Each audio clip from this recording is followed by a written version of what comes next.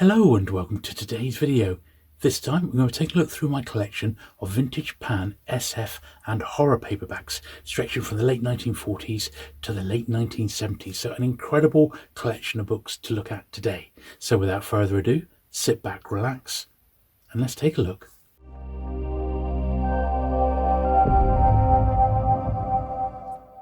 Okay then, so we'll start off with Tales of the Supernatural, one of the very, very early pan books. Got that cover there, cover logo designed by Mervyn Peake, and on the back there as well. And this one dates back to, well, I think it's the mid-1940s. 1945 with the 5 stories inside there. So really, if you are collecting all the pan horror, apart from the pan book of horror stories, you probably want to track down some of these other related ones. Here's another one. So Tales of the Supernatural. This is something a little bit closer to the pan book of horror stories that you might be familiar with. Still very, very early. It's pan numbered only series number 22. That one didn't have a number at all. This is another year or two down the line. Yeah, 1947 for this one. And once again, it's just an anthology of horror titles, something Pan would do an awful lot of. Now, what I've attempted to do is pull all these books out chronologically, so we see the sort of development of the actual cover design. But what I thought I'd do, because they're almost a self-contained entity, I've done all the SF and horror titles in the numbered only series, which are these ones, and then the Pan Giants and the Great Pans and the Pan M's, the Majors, and then the ISBN stuff, that's all pretty much in date order, so I think you'll appreciate that when we get to it. So one thing I did do, I went on to the Internet Speculative Fiction database, and they have a fantastic resource where you can zero in on publishers and have a look year by year at their SF output. And their SF, there was a few titles in there that I wasn't that familiar with, and I wasn't even sure I was even going to call them SF, but I've pulled them out anyway if I owned them in my collection, and we'll take a look at those when we can. This is an obvious one, Sir Arthur Conan Doyle, and it's his Lost World, which was a real famous one. That had 3 different editions, in actual fact, all quite similar covers, so that's why that one's in there. However, this one, maybe not quite that obvious. So it's Pan 109, The Doomsday Men, a thriller of the atomic age, J.B. Priestley. You think so? This is one which I wasn't particularly aware of until I looked at the Internet Speculative Fiction database, and it's basically a bit of a warning about the terrors of the atomic bomb before Hiroshima. So it was almost like a prediction of an incredible huge bomb that was going to go off, and that's why this one is almost in effect classed as science fiction. Published in 1938, this Pan edition was 1949, but it sort of predicted in effect the nuclear bomb, which I did not know about that. This one's a bit more obvious, Tales of Mystery, Edgar Allan Poe. So this is an absolute classic, and Penguin had an edition of this as well. It's a well-known anthology, one of the most classic ones out there, I suppose, with lots of famous ones in there that you'll recognise. For the House of Usher, Pit and the Pendulum, Murder of the Rue Morgue, all classics in their own way. Here's another little precursor to the eventual Pan book of horror stories, Told in the Dark. This is a book of uncanny stories. Once again, a little anthology of classic titles, stories with a twist. That's the sort of thing we're looking at here. Got the classic, the Charles Dickens one there, The Signal Man. That's one I really do like. So that's one to look out for. Now this one, I was a bit surprised that this was included on their database of SF titles, because it's more, I suppose, a tale of the fantastic rather than anything else. And I suppose these things very much do have these are like the very earliest origins of science fiction, along with the H.G. Wells titles, I guess. 1885 that was first published, and although not marked as SF, I suppose I can see why it will be sort of included as SF. So, 8 Tales of Hoffman, newly translated, including the stories in the famous opera. I thought, well, what on earth is this? Now, it says here on the back, Hoffman's tales were some of the first and still are some of the best thrillers. 150 years ago, he knew how to make the flesh creep with accounts of the supernatural in which he himself clearly believed. And there we are. So that's what this is. It's Hoffman's sort of ghost stories, in effect. That's what this one is. There we are. In fact, that one there is a ghost story. So that is why that's in this video. It might not have been quite obvious, but it's, you know, supernatural, ghost, horror. It sort of falls under the remit. This is the first, you could say, purely SF title that we've now come across. They pan, because this is the very early days of science fiction, of course, particularly in the UK, but distinguished novel of spaceship adventure out of the Silent Planet. This remained in print for Pan for many, many years, but this was the very first printing of it at 1952. So quite an early edition of that one. We will see the others. Here's something you're bound to recognise, The Time Machine with The Man Who Could Work Miracles. Of course, The Time Machine's a very, very thin novel, isn't it? But a real favourite of mine. I remember falling in love with that one when I was but a boy. And this was an edition from 1953 for Pan. Now we got another C.S. Lewis here, A Voyage to Venus, Prelandra. And I'm sure you're all quite familiar with these. Very nice jacket on these as well. This is the first of the Ghost Stories of an Antiquary by M.R. James. Quite a beaten up old copy, this one, sadly. I thought I had a better one, but there you go. That is sometimes how it goes. 1953 for that little classic, and it is a classic. Here's a bit of mid-50s science fiction at its best, isn't it? Look at that, Spaceways. Mystery story of the very near future. Classic sort of rocket cover there. And yeah, this one was Spaceways was originally a radio play which was broadcast by the BBC in 1952 with immense success. It was subsequently broadcast in Australia. Later it was made into the first British science fiction film. Then the author wrote it as a novel. It represents a new kind of science fiction with the ascent on human relationships instead of machines. Well, there we are. Spaceways. Pretty darn cool, that one. Pretty darn cool. And now a very familiar name with science fiction fans, Arthur C. Clarke, Prelude to Space. Science fiction at its best. Now this, of course, would have already had a hardback printing, I'm guessing. Yeah, first published in 1953 by Sidgwick and Jackson. This edition, 1954 by Pan Books. So it's just the paperback first of that absolute classic. And in the UK, Pan did publish Arthur C. Clarke, most of his ones. Now this is about as close as you get to the Pan Book of Horror Stories before the Pan Book of Horror Stories really starts, in all honesty. It's chosen by Herbert van Thal, the famous editor of the Pan Book of Horror Stories, and he also obviously worked on other parts of the Pan list. And there he is. This was it, the Book of Strange Stories. Look at that, £1.50 up. Not a bad price. 1954. There's the little list of titles. Beautiful cover that as well. Yeah, that is a beauty. Very, very nice, that indeed.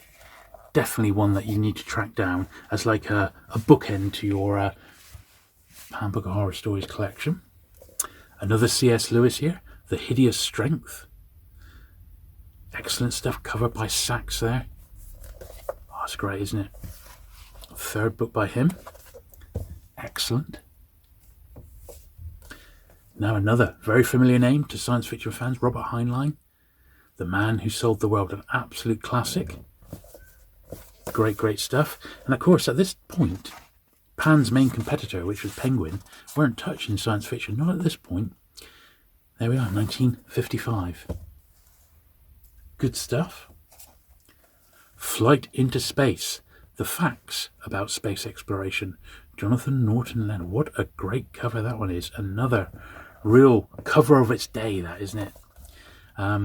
It's an everyman's introduction to the mysteries of space and the progress of man's efforts. So I will include, and there are a few here that we'll see today, books on space, UFOs and astronomy, because they do sort of tie in. They're angling for that market, shall we say. Here's another Arthur C. Clarke, Childhood's End.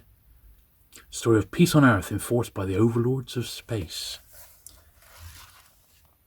Great stuff. Great stuff. Of course, Arthur C. Clarke's other British publisher for paperback was Corgi, and we'll get round to those in due course. Green Hills of Earth, another Robert Heinlein classic. And some of these we will see later editions. So this is the Pan First from 1956. We will see later editions of some of these sort of key books. This is a real favourite of mine. Lovely, lovely cover. The second Ghost book, edited by Lady Cynthia Asquith. Good stuff. I sometimes prefer a ghost story to a horror story, but that may be just me. Great cover. This beautiful perspective jacket by Gordon. Shame my copy is a little bit on the worn side, but I'm not complaining, because with a lot of these I'm just happy to have a copy. But yeah, fantastic. Earthlight, the story, or a story of conflict on the moon.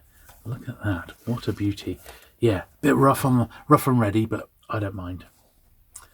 Then another one, same author, great use of perspective, Gordon.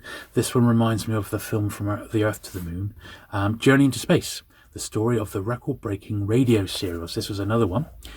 Here are the actors in the broadcast serial which achieved the BBC's maximum listening figure. Okay, Destination the Moon, the story that enthralled millions. Excellent stuff, eh? Excellent stuff. Okay, starting on the sort of date-ordered ones now. So we move on to the Great Pan books. This is Great Pan number 86, and we're looking at 1957 with the third Ghost book, Lady Cynthia Asquith again. And this was a period of great Pan cover art. I think you'll agree as we work our way through these. Some absolute gorgeous jackets. Now that particular one I actually do have as a reprint. This is a later printing, and that was just a slight, when they reprinted it, they printed it with the different jacket with the cat on, the black cat. This is one which I had to check the website. I thought, is this actually science fiction? Under the Influence, Jeffrey Kerr. So it's not your traditional SF, as it were, but when I had a little look on the back, it says a crime story with a difference. A bank cashier suddenly finds that after a few drinks, he is able to read the thoughts of his neighbours, and through this strange power, he learns of a murder shortly to be committed. So that's the science fiction element. The more he drinks, the better he can read minds. So there we are. That's an unusual premise. And well, here we go. The first of the fabled Pan Book of Horror Stories. Now, I am going to do an absolutely dedicated, really in-depth video on this series, all 30 volumes. I haven't quite got them all in tip-top condition, but I've included the ones that are within the remit of this video. Obviously, I've pulled all those out to have a look at, which is like the first 11 or so, I think, but they did actually go up to number 30. But here's the very first one, quite famous. It was reprinted about 10 years ago in a modern edition. But here's the that original one by Herbert van Thal. So you'd seen up to this point, you'd seen all the attempts at coming up with a horror anthology, and this was it. And they were obviously confident because they published this as the Pan Book of Horror Stories, and then every single year for the next 30 years there was a brand new volume. And here is volume 2, X67, and as I said, it was like clockwork. Every single year you'd have another selection. Absolutely fantastic. I don't think there was ever a better horror anthology series than that. I've included these as well, and they are on the Internet Speculative Fiction database, because these are sort of stories with a twist, a bit like The Twilight Zone, I suppose, or Outer Limits. They're one-off stories. Often Hitchcock himself would pull these short stories from books like these anthologies, and then make them into episodes for the Alfred Hitchcock TV show. So that's why these are in here. And we've got a few Alfred Hitchcock books that we will see as we work our way through, alongside more classic SF. So The Red Planet here, Charles Chilton, another the famous BBC space thriller with Jet Morgan and his crew. What a jacket that is. Now my copy's sadly a bit water rippled, but it's the one I've had for many years. I've never come across another one. Absolutely great. Yeah, the sequel to Journey into Space. Yeah, so mine's a bit the worse for wear, but it's still readable, so I'm not going to complain about that. 1960 is what we're looking at right now. Oh look, it's our old favourite, Tales of Mystery and Imagination. As I said, this one's never really been out of print, and there's multiple different copies from multiple publishers. But that's that Pan edition there, G321 from 1960. This is another one. I wasn't sure. It wasn't obviously science fiction. Alas, Babylon by Pat Frank. So this is basically a post-nuclear disaster novel. The day our world ended. Yes, so it's basically, and there's a few of these, it's an end of the world one, okay? And that was just one that flagged up in my collection as speculative fiction. And I suppose that's exactly what it is. Here's another one. Now, we see a few books, and how many times have we heard a book being compared to 1984, this is ridiculous, relegates Orwell's 1984 and Huxley's Brave New World to the nursery. Well, that's the Daily Mail for you, let's be honest, and we'll leave we'll leave that opinion to them. But yes, basically, I think it's about society collapsing. Is basically that is the theme of that one, but with science fiction elements. Does it say... Yeah, and it allows the Russians to occupy Britain. So alternative, almost like an alternate history. The third Pan book of horror stories. What a lovely cover, this one. My friend Tim, who runs the Pan collector's website, ticket.net, he owns the original artwork to this by W. Francis Phillips. It's in his study, and it's a beautiful, beautiful cover, that one. The little, what is it, a gargoyle coming out of the, under a gravestone, maybe. Just great. He's one of my favourite Pan artists, W. Francis Phillips. We'll see a few more of his later. 1962. This was really early for him because I think he was most prolific in the 70s. But gorgeous that. Charles Chilton again. Another one, World in Peril. And Francis Phillips cover yet again. 2 on the trot. Good stuff. Seance on a Wet Afternoon. I had to look this one up. I suppose this is the film adaptation, so now filming by Richard Adler and Brian Forbes. Seance on a Wet Afternoon, and that says exactly what it is. It is all about a seance. So it's a story with a bit of a spooky subplot to it. Fine suspense, says the Spectator. There you go. The Mindbenders. What's this? This is another one which is not obviously science fiction. What does it say? Mind in a vacuum. Yes. So the body in its rubber suit is submerged in warm water for hour after endless hour. All the 5 senses vanish. Irritability comes first, then melancholy, then panic, then hallucination. Eventually the mind is in a complete vacuum. A perfect subject for indoctrination. So, yes, a bit more of a psychological one rather than science fiction, but the SF database do class that as science fiction, so the Mindbenders. That's why I've included it here today. So here we are, a new edition of the Robert Heinlein, Man Who Sold the World. 6 startling tales of tomorrow and of what it may hold for man. There we are. Good stuff. So carrying on now with the Poole Anderson, Guardians of Time. Great one. That's a really nice cover, that one as well. I can't see an artist credited, but oh yes, I can. Very, very light. It's our good old friend W. Francis Phillips again. 1964, this one's dated. Bit of a tatty old copy of the 5th Pan Book of Horrors. This is one of the reasons why I haven't actually done my dedicated video on them yet, is because I'd like to get them all tip-top shape, but I do resent paying £10 an issue for these because they are available. They were big sellers, so it's just a case of myself being a bit patient, and nice copies will turn up. Now, what is this? This is most obviously crime. Carter Dixon, The Department of Queer Complaints. However, bizarre and incredible tales from a master of mystery. And it does say, look, some of the stories. Murder in a non-existent room, a footprint on top of a hedge, an invisible weapon, an invisible man. A few of the weird and tantalizing mysteries you will encounter in the Department of Queer Complaints. So there we are. So this is, it's not your traditional crime story. It is almost like unsolved, unexplained, within the crime genre. So that is why it ended up on the SF database, which was quite a surprise. I never would have picked that one up unless it was listed on there. So another Hitchcock anthology here, my favourites in suspense. There are dozens and dozens of these Hitchcock books, particularly in America. Not so many in the UK, but loads in America. So look out for those if you ever see them, because they're all quite fun. This is a movie tie-in by John Burke, the noted author John Burke, very, very prolific for this sort of stuff.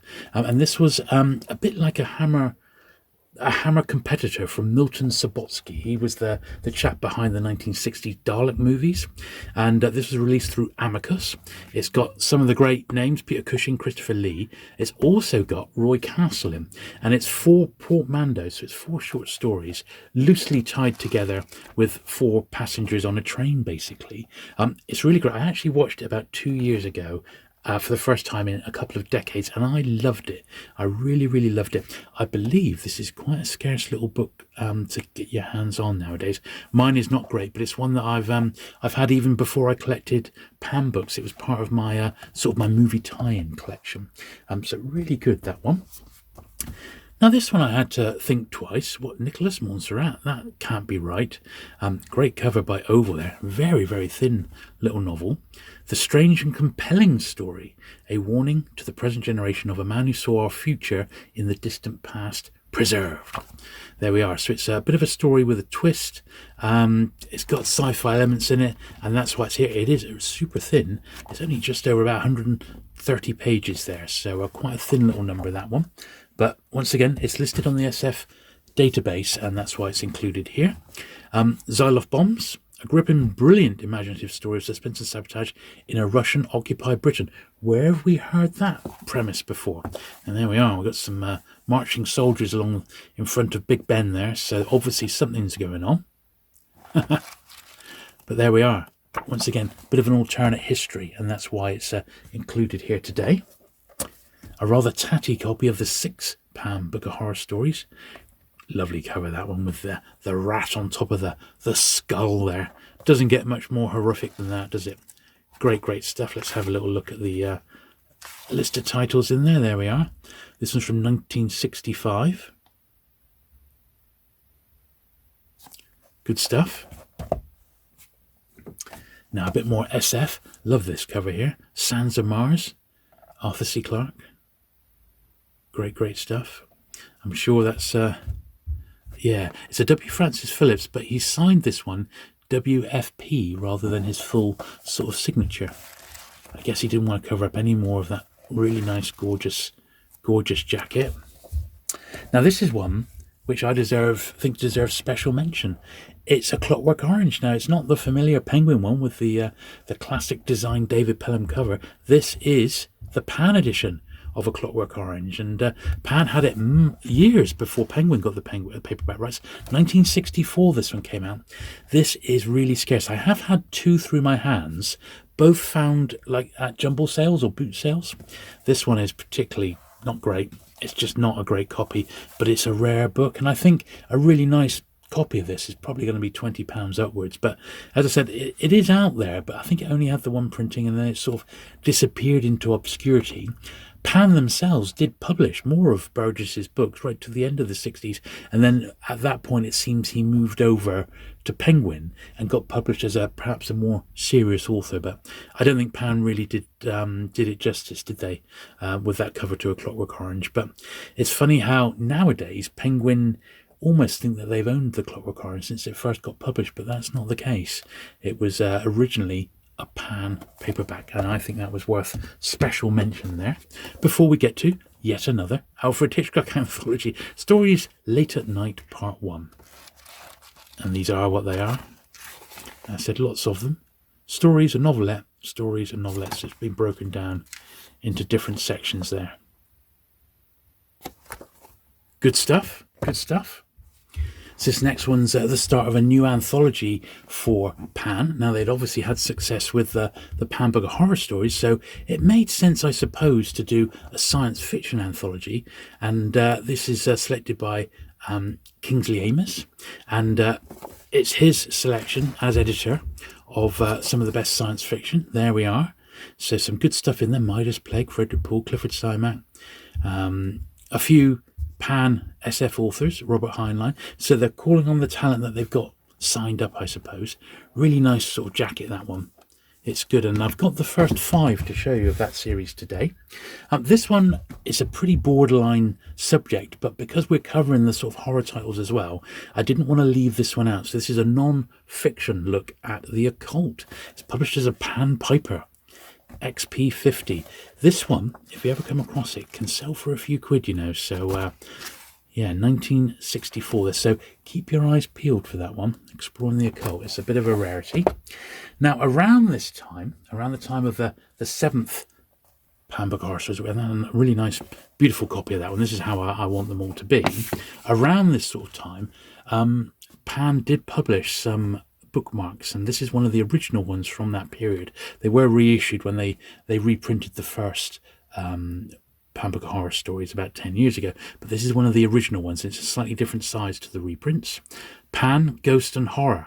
Sadly, I don't know of any specific memorabilia such as bookmarks like this for science fiction, but this is one of the original mid-70s bookmarks. Mine sadly got some pen on, but it does mention quite a few of the books that we're about to see coming up, but I didn't want to not show that because I think it's blimmin' lovely. So we'll pop that just up there, and there we are. So yeah, the 7th Pan Book of Horror Stories. What a beauty that one is. And there's the list of stories. One there by Harry Harrison, of all people.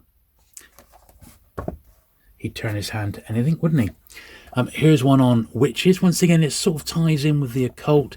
This is, I guess, it was one of those sort of staple subjects that Pan would publish if they got a chance. So The Dark World of Witches, Eric Maple. It's like non-fiction, sort of history of witches and witch hunting and witchcraft. Just what you need, isn't it? Just what you need. This is the second print, this one from 1965, so evidently the first did all right. Quite a scarce one, that. That's those sorts of subjects, witchcraft, the occult, always highly collectible. Fail Safe. Once again, a more horrifying novel than 1984. They all say that, don't they? And once again, I think this one, 6 American bombers streak past their fail-safe point beyond recall. No one knows why. Destination Moscow. In the bomb shelter at the White House, the president must reach the most excruciating decision any man has ever had to make. Once again, it's an end-of-the-world drama, and what happens after that. So that is why it's here. It's sort of speculative. What could happen? The Case Against Satan. The truly startling novel of a priest's struggle with the devil in the body of a teenage girl. Now, where have we heard that story of a young girl being sort of taken over by a devil? Oh, yeah, The Exorcist. Now, when did The Exorcist get released? 1970, 71? This edition, 1965. Boy, oh boy, I wonder if there was a case to be had. Just saying. Great title. They Walk Like Men, Clifford Simak. Excellent stuff. Always not sure if it's Clifford D. Simak or Clifford Simak, but I'm going to say Simak. I always say Simak, to be honest. Love that one. That's one of my early pickups for Pan. Yet another Alfred Hitchcock. I'm sorry about that, but Stories for Late at Night. As I said, there's a few of these, and I didn't want to not include them because they do all have. Well, this one's got what's 1, 2, 3, 4, 5, 6 short stories, and then one novel at the end there. Good stuff. Here's the second Spectrum anthology of science fiction. Kingsley Amis again. A few names we've not seen before. Now, this is 1965. And look, we've got a Philip K. Dick, a Brian Aldiss, an Asimov, a Van Vogt. No, what a great list. Yeah, good stuff. That's a pretty nice list of authors, isn't it? Brilliant. Here's another bit of a scarce one, The Vampire, presented by Roger Vaden. All the best vampire stories in the world. Well, this is quite a collectible one, as far as I know. Let's have a little look. I'm not sure if mine's a first printing. Yeah, it is, 1965. There we are. So, vampire stories. A few familiar names there. One by Robert Bloch. Excellent. Excellent stuff. There's another science fiction anthology, but not the Kingsley Amis Spectrum series. So this is The Expert Dreamers. This one edited by Frederik Pohl. Science fiction stories by scientists. There we are. So these are actual scientists who've turned their hand to science fiction. There's the little old list there. Obviously Asimov I recognise. Fred Hoyle. He did the A for Andromeda, didn't he? An interesting take. Notable that it didn't have any follow-up volumes like the Kingsley Amis Spectrum series. Tales of Unease. So yet another sort of story with a twist. Edited by John Burke, the prolific John Burke. This was a Pan original. Tales of Unease. Let's have a look. Big old list there of titles. Joan Fleming, I notice, another oldest. Penelope Mortimer. Joan Fleming. A few interesting authors there with their stories of a twist. Now, this is the first Hammer Horror Omnibus. So this is by John Burke, where he adapts 4 original Hammer movies. The Gorgon, Curse of Frankenstein, Revenge of Frankenstein, which had been already adapted as a standalone Panther, and then Curse of the Mummy's Tomb. There we are. Cool stuff, eh? Quite a nice little tome. These are quite collectible these days. 1966. Good stuff. Now you may well recognise the name here, Peter George, Commander 1. So Peter George was the guy who wrote the movie, the screenplay rather, and the book of Dr. Strangelove, or How I Learned to Stop Worrying and Love the Bomb, which unfortunately Peter George did not do because he ended up committing suicide. But this is his, once again, it's end of the world, what might happen if there was an end of the world. So speculative fiction. And that's why this one's in here. So Commander 1. Another Hitchcock. Stories My Mother Never Told Me. Part 1. There we are. Well, I don't know if my mum would ever tell me these. I see there's a Ray Bradbury. The Wind. A Roald Dahl as well. Dip in the Pool. That's cool. A Scott Fitzgerald. A George Hitchcock. And a Richard Matheson. So some good names in there, actually. My mum didn't mind what I read, and I definitely read some of the Pan Horror when I was literally at primary school. I remember reading them, so they didn't care. They just didn't care. Here we are, Spectrum 3, 3rd anthology of science fiction. Cool stuff. Who's in this one? A Sturgeon, a J.G. Ballard. That's cool. The Voices of Time. Paul Anderson, Murray Leinster, Bester, and Clarke. Excellent. That's rather a nice little selection as well, isn't it? That's cool. And here's straight on, Spectrum number 4. As I said, my main period of collecting Pan, this is 1969, is pre-ISBN. But with certain Pan titles, particularly the science fiction, I have gone beyond that. So we will have a look at my later ones there. So this was the following year. Once again, a few interesting names. Aldous, Kingsley Amis himself, John Brunner, Boucher, John Wyndham there. Compassion Circuit. Ron Goulart, Hal Clement. Some good names again. That's Spectrum 4. Here's the second Hammer Horror film omnibus. This one adapts 4 more movies. The Reptile, Dracula, Prince of Darkness, Rasputin, The Mad Monk, and The Plague of Zombies. Cool. Great stuff. John Burke again. What was he like, hey? Very, very prolific author. Great cover, that as well. One of my favourites. Now we're on to the X series here. So they started this particular cover design. We're going to see a few of these now. The SF was generally black spined and black sort of designs. They were marked science fiction there and also on the spine there. So it makes them a little bit easier to spot. And they started branching out and publishing a few authors that they hadn't done before. This is Leonard Daventry, a man of double deed. Don't know much about this particular author. Maybe my my friend Steve, the old bookseller, will be able to weigh in on some of these. Joseph Green, The Loafers of Refuge. Okay.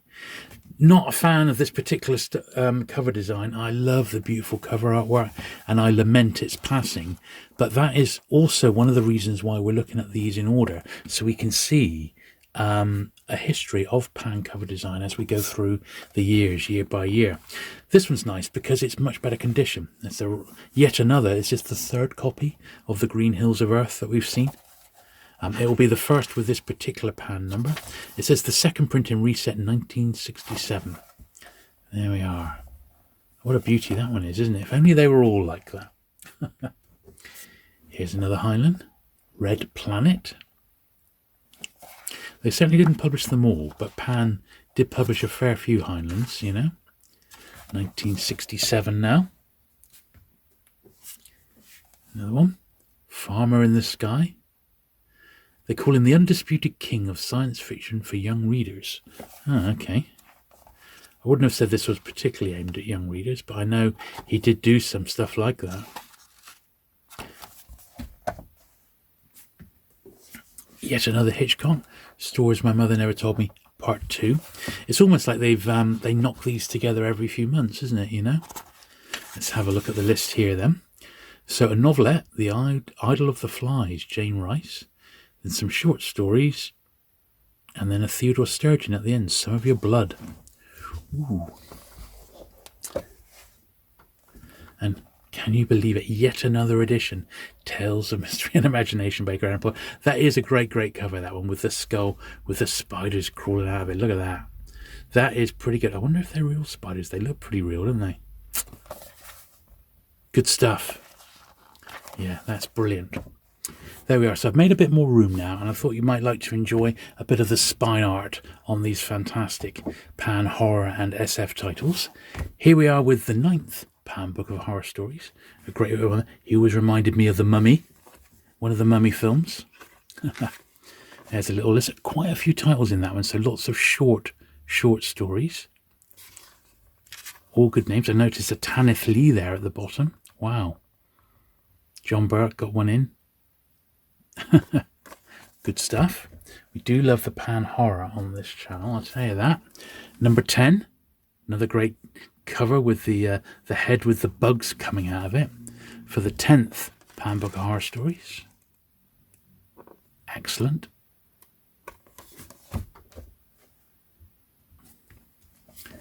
Path into the Unknown. Now you notice the different sort of style. The Pan science fiction has got the big SF on the front there.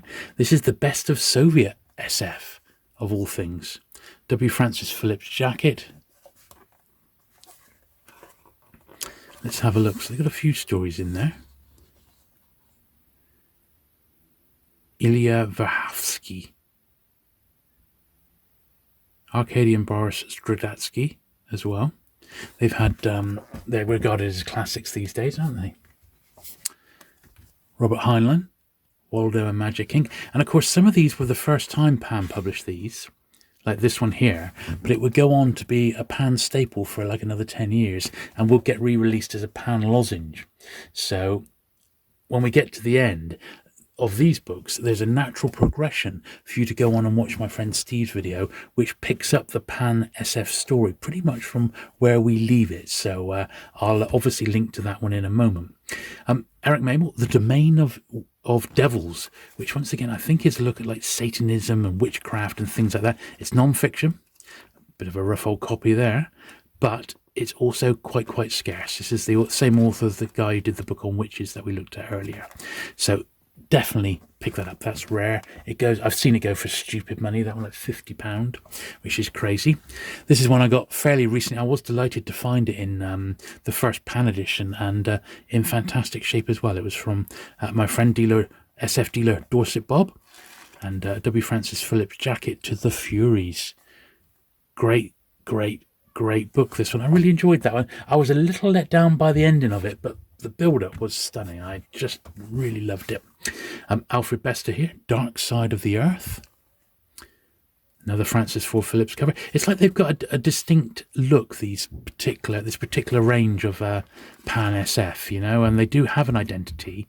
And I think that's important with an SF list. And I think more publishers could learn from that these days. Here we are, Spectrum Volume 5, Kingsley Amis again. The 5th volume. Another great jacket there. Good stuff. And let's have a look inside and see what stories were contained within. A Walter Miller, Raymond F. Jones, Tom Godwin, Paula. Okay, not a bad selection, I suppose. Not a bad selection. This possibly is the last one we're going to look at today for the Pan Book of Horror Stories. This is the 11th volume, The Wedding Cake, with the skeletons on the front. 1970. That's going to be the 70s is going to be the last few that we look at. This is our last decade. Heinlein again. The Door into Summer. Good stuff. I'm trying to... These black covers are quite difficult to dodge the reflection on. So apologies for that, but I'm hoping you're getting a taste for its gorgeousness. Window on the Future. Douglas Hill. It's nice, isn't it? That sort of reminds me of the embryo there, like a bit matrixy, isn't it? Cool stuff. Now, the 9th Galaxy Reader, Frederik Pohl. Now, I don't remember Pan ever doing Galaxy Readers 1 to 8. It says by the same author in Pan Books, the 7th Galaxy Reader. Well, that's one I haven't got. So there is a 7th book, but that's it. And once again, a little anthology. So we got Philip Jose Farmer there, Aldous, Harry Harrison, Frederik Pohl, Lester Del Rey, Roger Delaney, even a Larry Niven. Good stuff. That looks a bit more like it, doesn't it? A few interesting names there. This is an odd one. I've actually got the second one, and I've also got, unfortunately, they're in my movie and TV tying collection. It's UFO volumes 1 and 2. These were Robert Mile. They're written by John Burke to tie in with the Jerry Anderson series. And there's also one very, very similar called Moon 02, which I've got in my movie tying collection, which is the Hammer SF film. Not particularly good, but Pan did do a book of it. Clifford Simak, Why Call Them Back from Heaven? And these are tough to find with their all black covers. That is for certain. C.S. Lewis, yet again. We've seen this right at the very, very start, didn't we? Voyage to Venus. The book is still in print. This is a 70s edition of it. 1971. In nice condition, that one. And that's why it's in there. I don't mind collecting different jackets, but I am a bit picky about some of these later ones. This is one of those ones that I mentioned, the non-fiction, A Guide to Astronomy, James Murden. This, I think, is 71 or 72 publication, 1972. And this is just a non-fiction book on it. I didn't want to not include it, although it's not obviously science fiction, it is astronomy. Robert Sheckley, The People Trap. This is the first, these couple here, we got the first sort of inklings of Pan's new cover design here. This is from 1972, from the 1968 first printing. Lovely stuff. Another change in cover design, ever so slightly. So we've got a few that were published like this. Once again, this is just a little precursor to just a few years before the Pan lozenge came out. So Guardians of Time, Poul Anderson. I really like these ones. They're very, very readable. This is from 1972 again. Nice wraparound jacket. Similar vein, we got 2 from Ray Bradbury. R is for Rocket. I believe these were published simultaneously. Let's get the published date here. So 1972. And yeah, S for space. So R is for Rocket and S is for space. They were published pretty much at the same time, with those great sort of wraparound jackets. Aren't they just lovely? So they're really nice. Now, one of the few Philip K. Dick's. This is Galactic Pot Healer. I was recently able to get a copy of this one in really nice shape, because the one I had before was quite worn. Quite rare, this one as well, particularly in tip-top condition, which this one is. So yeah, this is the Pan First from 1972, and that's a real minter. Minter McGee, that's what that one is. A little book on UFOs, Brinsley Lepore Trench. Once again, that early period, I think 72, 73 for Pan, 1973. I'm only including it here because it's UFOs. We got the second printing of the Furies with a different jacket. It's got a photo jacket. In the UK, a lot of publishers just started doing these photograph covers. I'm not a fan, but they are very much of their period, so we have to include them here. These two go as a pair. Once again, these came out later as Pan lozenges, but 100 Years of Science Fiction, Book 1 and Book 2 by Damon Knight. Good stuff. And once again, these are just science fiction through the ages. There we are. Introductions as well. And this was published over the two volumes. There we are. Cool stuff. Rapidly coming to the end of the 70s. And here we are. So I've just got a small handful of pan lozenge. So there's just a couple. There's another Harlan Ellison. And the lozenge is something which has been sort of coined by my friend Steve, the Outlaw Bookseller. I'm sure you watch his channel. And this leads very, very nicely. There's a couple of Ellisons that I've got there. These lead very, very nicely into Steve's video where he looks at the complete pan lozenge collection. Steve hasn't got them all, but he's got virtually all of them. And then we can't really end, but I think it's a great place to end, with the publication of The Hitchhiker's Guide to the Galaxy. This is the Pan first edition from 1979, and it went on to sell, well, 1 million copies or more. So fantastic stuff. Brilliant. So there you go. I hope you enjoyed that look through my collection of vintage pan, SF and horror paperbacks. I think it's a fantastic collection. That's the first time I've ever pulled them all out in one hit to go through. And, well, they didn't do bad as a vintage publisher, did they? They did not do bad. Now, don't forget, do check out Steve's video where it picks up almost where I've stopped with the pan lozenge stories. And I'll put a direct link to that in the description down below and in the boxes that you can see at the end of the video. So do go and check that one out because it's fantastic. Thank you very much for watching today. I hope you have enjoyed it. If you have, do please hit the like button. Please hit the subscribe button if you've not already for regular vintage paperback content, and I'll look forward to seeing you again very soon. Bye.